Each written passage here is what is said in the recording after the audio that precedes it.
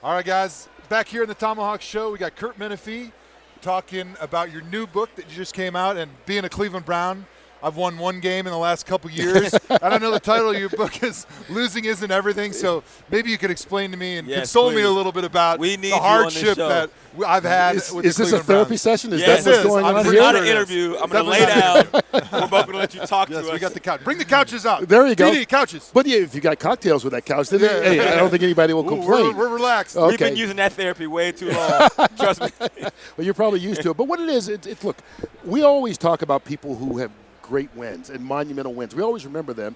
But I want to know what happened to people that are involved in monumental, memorable losses, not just losing a game or a series. But, you know, I had Ronnie Harrison, who was defensive back, on the David Tyree helmet catch that everybody remembers. Guys from the Baltimore Colts who lost to the Jets.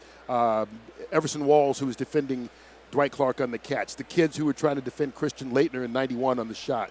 Michael Jordan hit the shot over Craig Elo. From Cleveland. Cleveland guy. Exactly. Yeah. So, but that's all he's remembered for. Yeah. Honest to goodness, the day I met him, we met in San Diego. He was down there for something, and so that's where we met to do the first of multiple interviews with Elo. And as we were walking, somebody brought up to him, look, he's 6'8", so he stands out wherever he is. Right. But they're like, hey, aren't you that guy from the Jordan poster? Oh. And this is 35 years later. Right. He wound up having drug issues, and he's been open about it. Yeah. He went to rehab and all this. He says his first day that he's there, he's being taken around on a tour, and the kid goes, hey, aren't you that guy from the Jordan poster? He's like, I can't get away from it. Right. But it's affected him all those years because people continually bring it up, and he said he didn't deal with it the right way. And the lesson that I learned in talking to all these people, write it down. All right, what's the lesson? Write Here it we down. go. The sooner you come to terms with it and your responsibility in it, the faster you'll be able to overcome it. Pete Carroll talked about that with the Seahawks.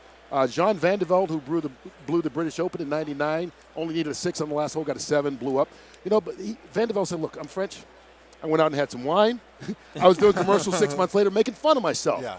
They came to terms with it, and that allowed them to move forward more so than a guy like Elo. That was my question. How much was humor a factor for those guys to be able to get over it? Like self-deprecation for me, being with the Browns, we've had so many bad seasons lately. Like the only way I can manage it and handle it is sort of making fun of myself and with a dealing 0 with 16 parade. Yes. Yeah. I mean, that's the only way you can deal with such hardships is with humor, in my opinion. But you can only have the humor if you're honest with yourself. Right, you got to be honest. Like, hey, I really screwed it up, and I'm sorry. I'll if you're do better lying next to time. yourself, you can't have humor about it. And then that's what a lot of these guys I found out about. The ones that were hanging on to it were the ones that, and they'll tell you, they didn't deal with it. And it's not just about going to therapy or whatever. It's just about being honest with yourself. Yeah. Right. The other thing I found out, too, though, people who are involved in team sports have a harder time dealing with it. Yeah. Because they feel a responsibility to everybody else on the team. Yeah. If they screwed up a play. Right. Like Ronnie Harrison talks about, Ronnie Harrison won 2 Super Bowls. Yeah. But that loss haunts him because Junior Seau, who took him under his wing when he was a 5th-round draft pick in San Diego, didn't really play his rookie year, had gotten to New England, and that was his last chance. Yeah. He goes, I didn't win one for Junior, and I apologized to him in the locker room, and Junior's like, hey, it's not your fault. We all were out there. But those guys in team sport had a harder time versus the individuals who were just like, hey, look, it was me. I screwed up. My bad. Yeah. Nothing else. You can't blame anybody else. Yeah. That's deep, man. There was a guy Well, thank you. in, if you guys remember in Chicago when the Cubs were making that run maybe 10 or 12 years ago. Steve Bartman? Steve Bartman. Yeah. That was fan the in the first stands. name I was going to think about. He's not an athlete, but Yeah. he was the reason forever. And the rest of his life he had to hear about it. When they finally won the World Series, though, Yeah. they gave him a ring. That was awesome. And- I thought that was so cool. Yeah, and I was able to get in touch with him, or his representative, I should say. And I don't talk about a whole lot of people who didn't want to do the book because everybody's got different reasons. Some people just don't want to talk about it, and I'm fine. It's your life, you know what I mean? Yeah. So, but he was one of the guys, and he understood what the project was, and he was like, look, I get it, but I don't do interviews. I'm laying low. He's got movie offers. He's got an offer to do a Broadway show, and he goes, it's not who I am. I don't want to do it. And That's so amazing. I respect that. Yeah. Very respectable. So I don't know if we would qualify as being people that could be in this book. 'Cause I don't think it's like when you have a lot you don't of have losses. one. We don't have one loss. We've got a lot. You've got a lot. You got them all. If you bunch them all together, but there wasn't The one volume of game books. that was heartbreaking that you look back and you go, "Oh, that was the reason." In week 6 book. Yeah. Then week 8, week 13, not rubbing it in. Well, you're the first person that we're really like diving into the Super Bowl with. Who is your pick for the game, and do you have a score prediction? I'll give you a score prediction. Give me a Doesn't mean score it's going to be prediction. right. Hey, We're holding you to it, just so you know. 28-24, Eagles. Eagles. I like the Eagles too. You know, here's the thing. We spend, Wow. especially between the championship game and the Super Bowl, there's 2 weeks.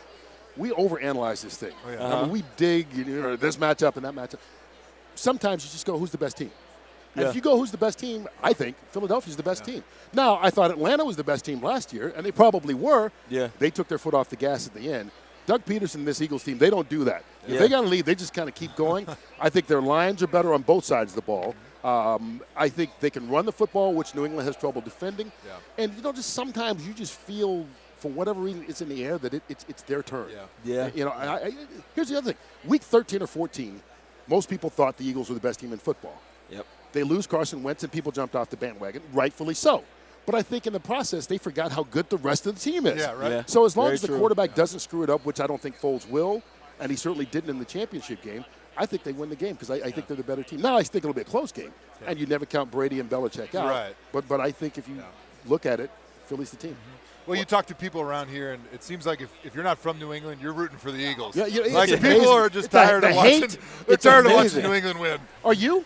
As a player, I mean, As a player, I feel the same way. I'm like, I have seen the Brady and the Belichick story a million times. I want the Eagles to enjoy it. You feel like those guys that haven't experienced it, you want to cheer for them because we are those guys that have never experienced it. Yeah. And I want it's the a Patriots to lifelong win dream. because 20 Oh, there years you from go. now, you'll look up my bio and it would just say I signed with the Patriots. exactly, you were there. In 2017, they won't know. So it'll be Are they like gonna give you a ring? It'll be lost in translation. send you a ring. Are you I getting the wish ring? they would do the Cubs thing and Yeah. give me a Like ring. Andrew Yeah, Hawkins, just- you were a That'd be big the part of perfect this. Showing up. ending to my story. Those 4 days were really I important was to our gonna say, championship. you ran an out pattern one day that Yeah, it was was the best instrumental out to them pattern. getting here. I have a recording of a practice of one pass I Yeah. caught from Brady that I'm going to pass down for years. And like I said, by 30 years from now, they won't know. I was the number one receiver of this team. Exactly. So You're I'm, the I'm Steve going for Bartman of the Patriots. I'm the Steve Bartman Great job. of the New England Patriots. Show the grandkids. Exactly. Well, Curt, we appreciate you coming. You heard it here. He guaranteed a win for the Philadelphia Yeah, that's Eagles. exactly what happened. So you can Yeah. print that in every publication that you like. Right at Losing 3-inch isn't headlines. Yeah. Losing isn't If everything. they win, though, I'm coming back and taking credit for it. I give it to you. Absolutely. We'll delete the footage. There you go. Losing isn't everything. Get it everywhere. Incredible book. Curt, thanks for coming on, and we appreciate Always you having good seeing you guys, man. sure. Thanks, my friend. Good luck to you.